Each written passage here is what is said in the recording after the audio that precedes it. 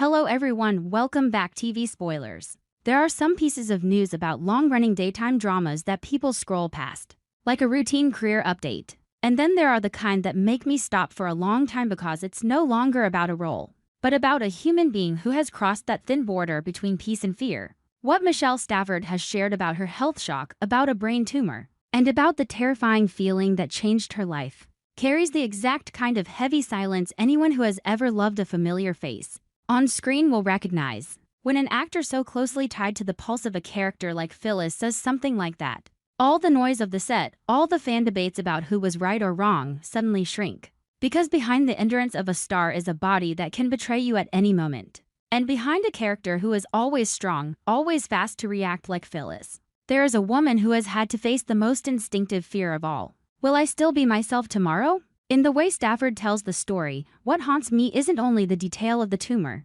but the sensation of shock and helplessness that comes with it. Recent Roundup articles have reiterated that she once shared her surgery experience and confirmed the tumor was benign.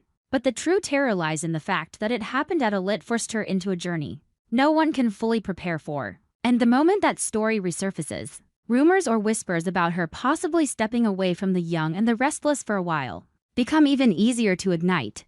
Because audiences naturally connect real-life health to on-screen presence. There's something deeply realistic about that. Sometimes people don't need an official announcement. A single honest sentence, a small sign that someone wants to slow down, is enough for fan anxiety to multiply into 100 theories. And I understand it because soap fans don't only watch storylines.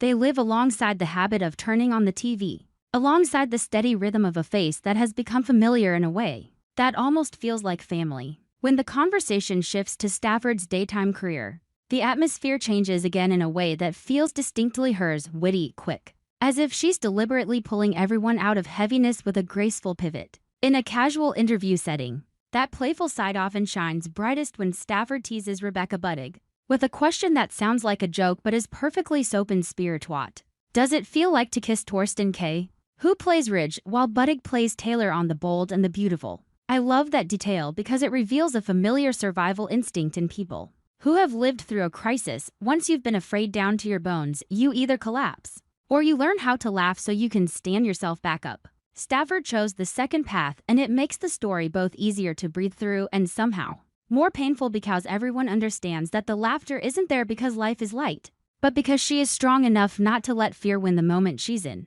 That's why, when she speaks about her long relationship with the young and the restless, it no longer feels like a simple matter of an actor and a role. It feels like a bond shaped by time. Stafford has stepped away from Phyllis and returned more than once in the past, and each return has carried the sensation, at least for the audience, of the character being reborn. Professionally, that might be explained as contract cycles, creative choices, a shift in direction. But emotionally, for viewers, those short departures are what make you realize how attached you've become. I think that's why the mere suggestion that she might step away this time instantly turns the air into something like regret. After what she has experienced with her health, an exit no longer reads as just taking time off. It evokes the feeling of a person reclaiming the right to breathe, to be safe, to put herself first, and that's both entirely right and quietly heartbreaking. I also can't help noticing a very real-life contradiction in the way audiences react. On one hand, everyone wants Stafford to be healthy, wants her to prioritize her well-being,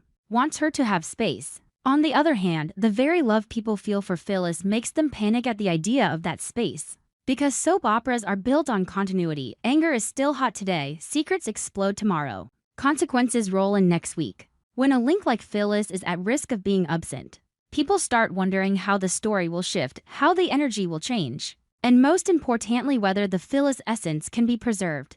That's when the reflexive worry appears. Who would replace Michelle Stafford as Phyllis? It isn't necessarily ingratitude or cold practicality. It's the audience trying to stay balanced if real life forces someone to step back. How will the fictional world repair the gap without leaving viewers unanchored? But the longer I sit with it, the more I feel that the replacement question carries a kind of harshness that long-running drama always makes us face. In soap opera logic, a character can be recast, a story can be rewritten, time can be bent. But for a person in real life, the body cannot be recast. That's why the regret you emphasized in your script feels completely natural to me. It isn't only regret because audiences fear missing Phyllis. It's also regret because Stafford deserves to be present and healthier, happier. fuller days after surviving something so frightening. Recent reports have also suggested she's actively seeking quiet, like taking a break from social media, to enter 2026 more light lion that only reinforces the sense that she's trying to protect her peace first. What I wanted to clarify in this rewrite is that the emotional rhythm has to follow a clear logic. From the health shock, to the way Stafford uses humor to pull herself out of the darkness of memory, to the long relationship with Y and R as a home she has left and returned to, and finally to the present question that keeps viewers uneasy if she truly needs to step back this time. What happens to Phyllis? Everything flows through the same current. Health creates a crack.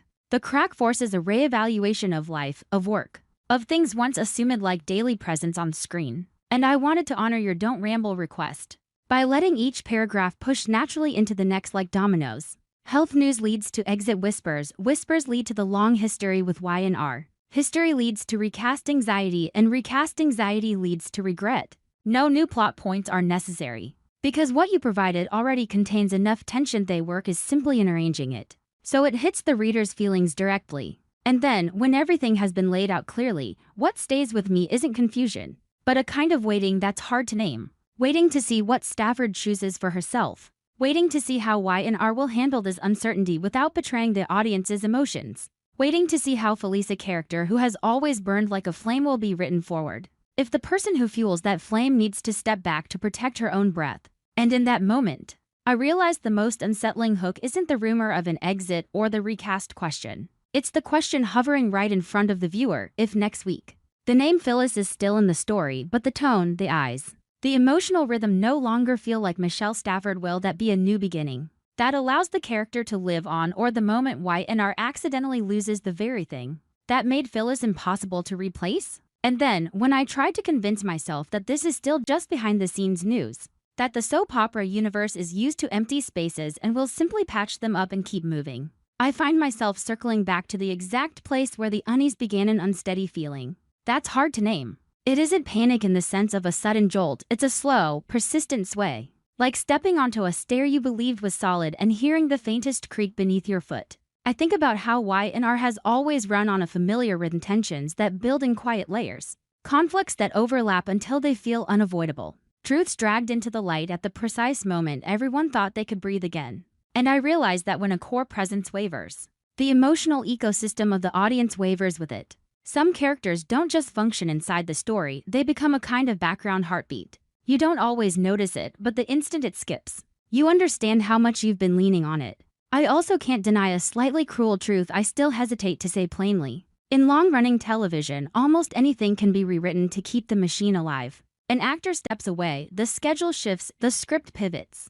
Even a new face appears to make sure a character doesn't vanish. On paper, that's simply a professional system protecting itself. But emotion doesn't operate on paper. Emotion runs on memory. And the audience's memory of Phyllis is tied to specific, unmistakable details: the way she enters a room as if she has already decided the atmosphere, the way a single look can be both mocking and wounded, the way a smile can make the person across from her feel like they've been pulled into a game they never agreed to play. If those details are missing, the character can still exist in the script, but the familiar feeling may thin out, may warp, like an old photograph fading, still recognizable, yet no longer certain enough to match what you remember in your bones. So when I imagine a temporary exit, I don't think of it as gossip or headlines. I think of it as a fork in the road. If Michelle Stafford truly needs to step back, that choice deserves respect, full stop.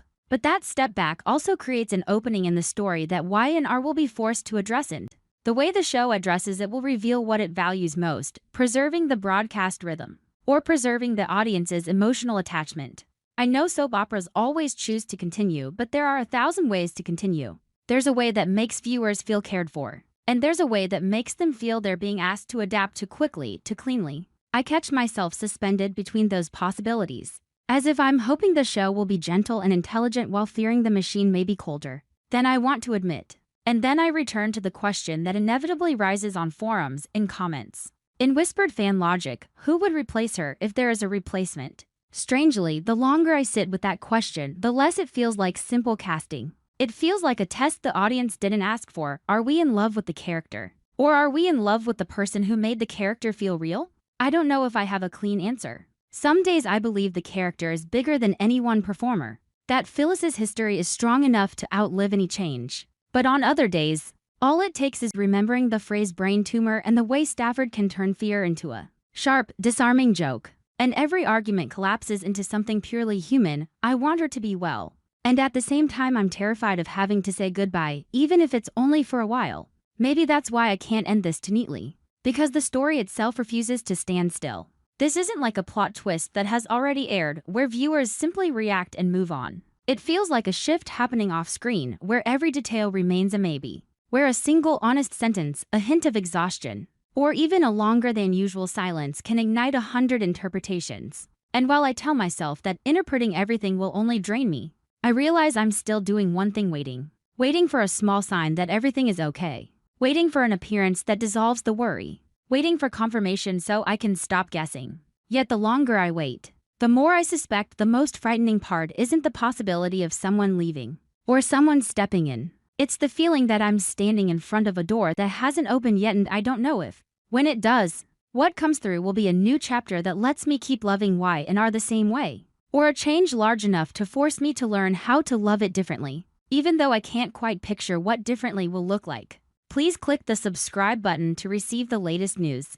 This will allow viewers to gain deeper, more objective, and more interesting insights. Subscribe to the channel to stay updated on the latest news about the Young and the Restless series.